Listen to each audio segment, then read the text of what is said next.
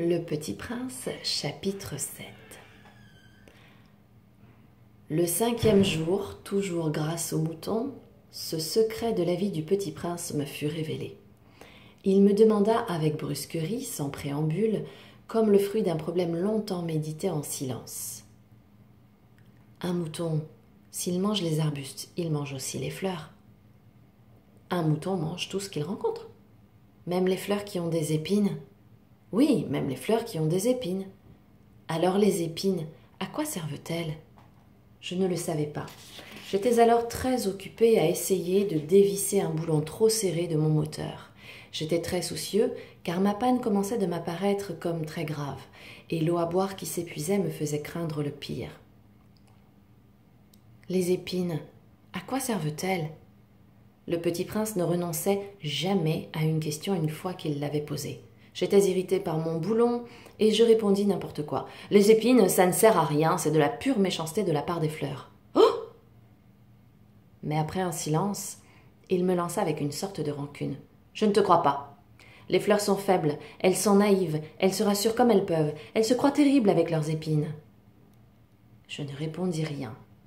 À cet instant-là, je me disais, si ce boulon résiste encore, je le ferai sauter d'un coup de marteau.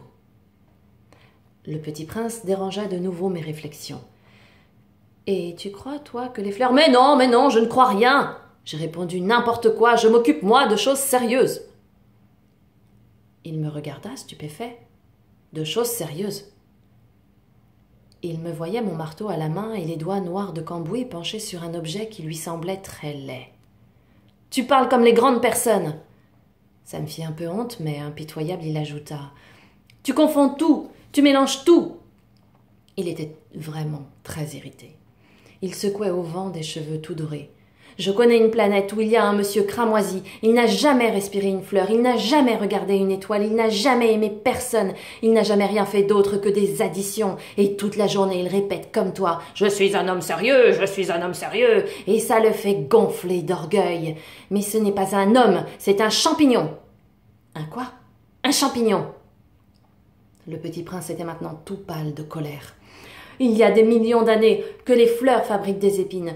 Il y a des millions d'années que les moutons mangent quand même les fleurs. Et ce n'est pas sérieux de chercher à comprendre pourquoi elles se donnent tant de mal pour se fabriquer des épines qui ne servent jamais à rien. Ce n'est pas sérieux?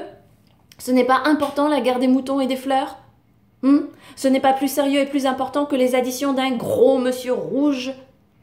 Et si je connais, moi, une fleur unique au monde, qui n'existe nulle part, sauf dans ma planète, et qu'un petit mouton peut anéantir d'un seul coup comme ça un matin, sans se rendre compte de ce qu'il fait, ce n'est pas important, ça? Il rougit, puis reprit. Si quelqu'un aime une fleur qui n'existe qu'à un exemplaire dans les millions et les millions d'étoiles, ça suffit pour qu'il soit heureux quand il les regarde. Il se dit, ma fleur est là quelque part. Mais si le mouton mange la fleur, c'est pour lui comme si brusquement toutes les étoiles s'éteignaient. Et ce n'est pas important, ça? Il ne put rien dire de plus. Il éclata brusquement en sanglots. La nuit était tombée, j'avais lâché mes outils. Je me moquais bien de mon marteau, de mon boulon, de la soif et de la mort. Il y avait sur une étoile, une planète, la mienne, la terre, un petit prince à consoler. Je le pris dans les bras, je le berçais, je lui disais… La fleur que tu aimes n'est pas en danger. Je lui dessinerai une muselière à ton mouton. Je te dessinerai une armure pour ta fleur. Je ne savais pas trop quoi dire. Je me sentais très maladroit. Je ne savais comment l'atteindre ou le rejoindre. C'est tellement mystérieux, le pays des larmes.